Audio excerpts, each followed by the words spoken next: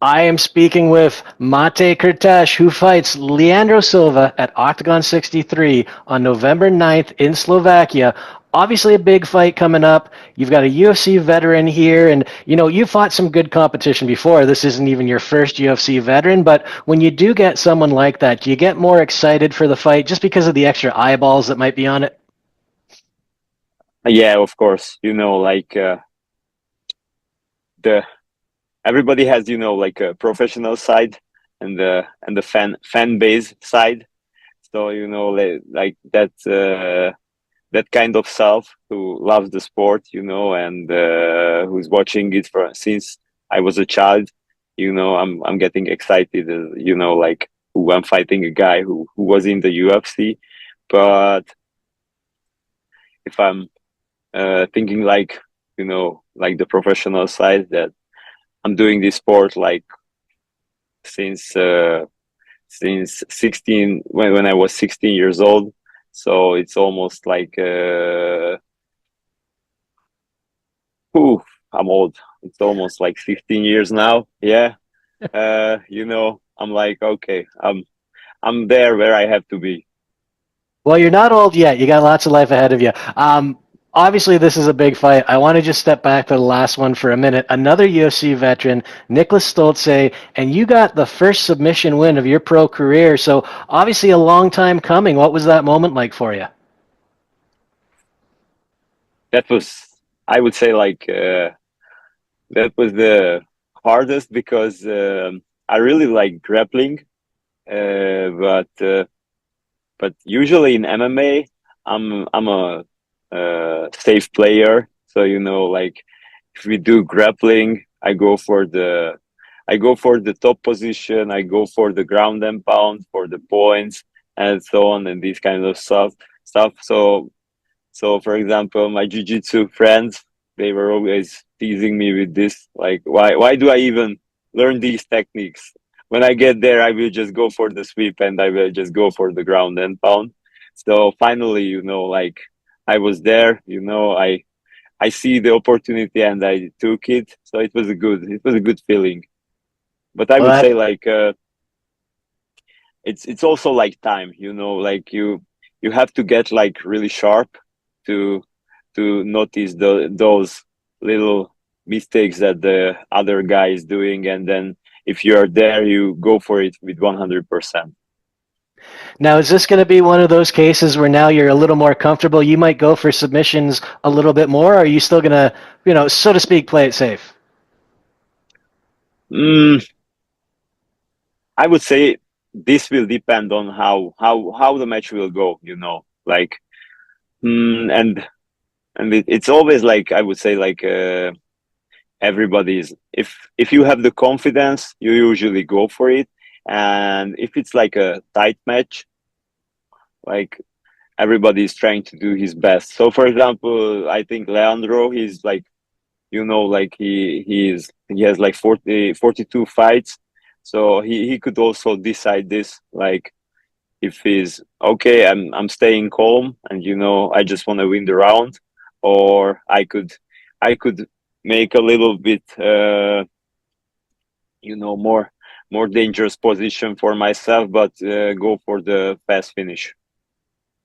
Wow, this is no doubt going to be a good fight. We always do say position over submission, but getting to Leandro, you mentioned his 42 fights. He obviously is a veteran, lots of experience. He's got the UFC experience. So talk to me about that. I mean, he shared the cage with Drew Dober, Francisco Trinaldo. So what are you kind of expecting from him in this fight? Accepting, I would say like like because of this much experience, definitely he will be calm. Like it will be a situation that he already been. So I would say it's just you have to be a little bit more clever than your opponent. It's a game at the end of the day. Obviously, there's a ton of footage on him. Are you the type of fighter who does a lot of game planning, tape watching, or do you kind of focus more on yourself?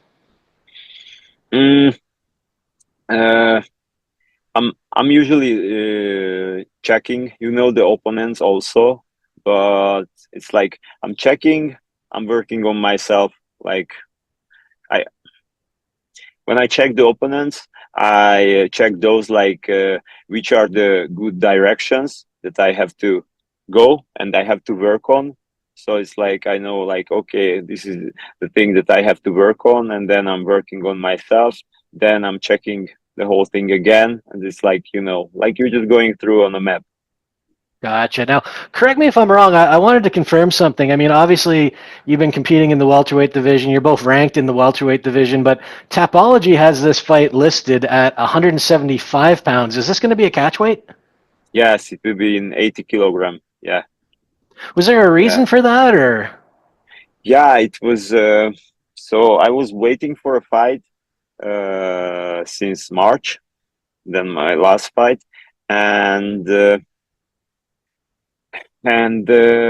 don't know, like 3 weeks ago, like Oktagon told me like nobody wants to fight me, and the guys like Leandro who would like to fight me is like 3 weeks away from the fight, so they want to do a catch weight. So we were just talking with Leandro. So me and him, we talked personally, on Instagram, like, okay, like what weight should we do? And we agreed in 80 kilogram.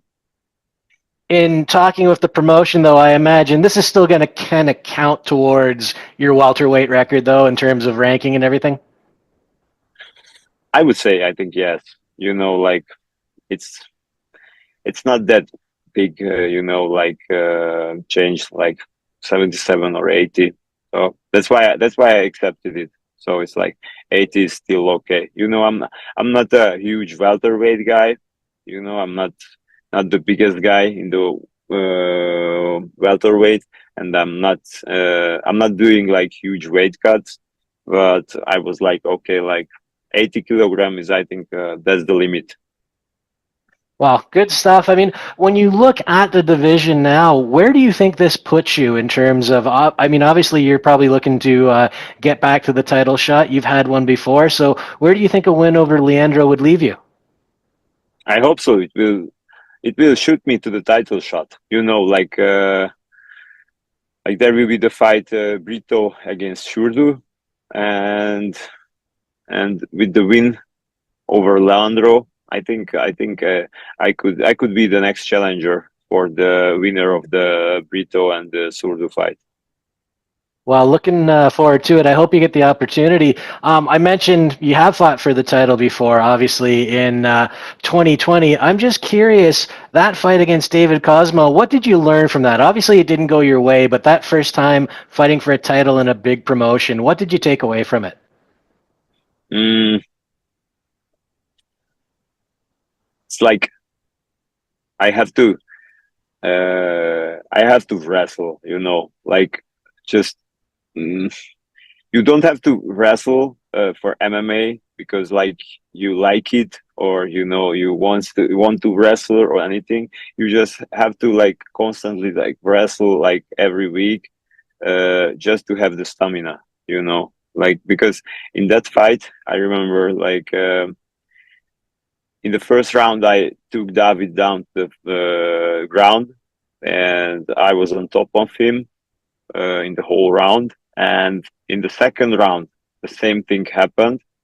And it was, like I just won 2 rounds. And I went back to the corner, like, I'm done with my stamina. And, he came out for the third round like he was a freshman. We just started it. And, and I remember, like, I told to my coach, like, in the third and the fourth round, like, I will just move. I will not do anything. I will just have to get back like to my stamina. And then in the fifth round, it was a pretty good round. The fifth round, I was like, okay, I put everything on the card, like, and it was a really big back and forth fight. And and I remember like at the end it was like a 3-2. So I won 2 rounds. Couple judges give him 3 rounds. Yeah, so it was good. It was he's star from the Czech Republic. We were fighting in the Czech Republic, so obviously I was not home, and it was good. I was a rookie that time, so it was good. Like that was the first time fighting 5 rounds, and it's like 3 rounds and 5 rounds. It's like you're doing another game. You mentioned not being home. Obviously, you're Hungarian. I'm curious how you got into the sport originally. You said you were like 16 years old. How did you get into MMA? And I think a lot of people know Hungarian MMA. They might know Adam Borics, but what's the MMA scene like in Hungary? It just started to become like popular. So when I started with boxing, and it was like I was doing boxing for a couple of years. Then I was doing kickboxing and Thai boxing, and then when I was 21, that's when I went down for an MMA training, and it was just fun. Like we were fighting, and then we went to the ground, and I got tapped like I don't know how many times, and it was just fun. Like that. If you're on the ground, there is no end of the fight. You're still fighting, and I remember like after the first training, I was checking the internet, YouTube, everything, and I was already calling one of my friend, and he was a purple belt jiu-jitsu coach that time, and that's when I met him, and I called him like, okay, I want to do jiu-jitsu, and I think it was like Monday, and already on Wednesday I was on a jiu-jitsu training. Like I really liked the ground game also. Very cool. And you've obviously come a very long way in the hunt now for Oktagon MMA. Obviously, they're a big promotion. They're doing stadium shows now. Very, very cool. What's the goal for you moving forward? I mean, are you looking to spend some time with Oktagon? Is the UFC there? You fought a bunch of UFC veterans. What's your long-term goal? Long-term goal, I would say like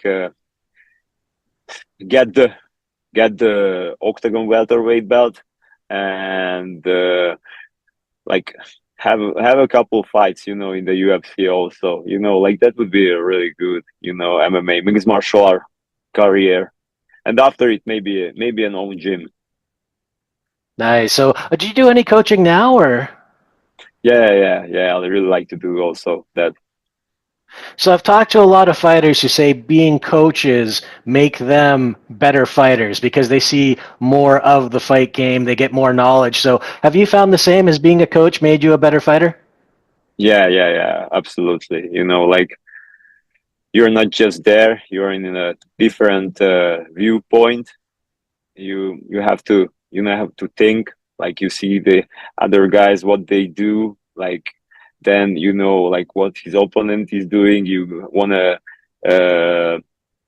think 1 or 2 steps ahead of them, and it's obviously it's developing your own game also. Well, I love that you have a long-term plan. Looking forward to this fight. Mate, I'm going to let you go. I'm going to ask you one more question before I do.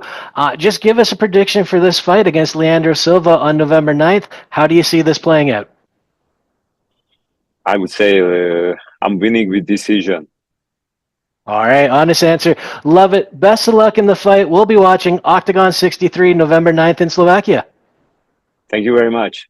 Have a You're nice welcome, evening. and have a great day. Have a great night. Thank you. Bye.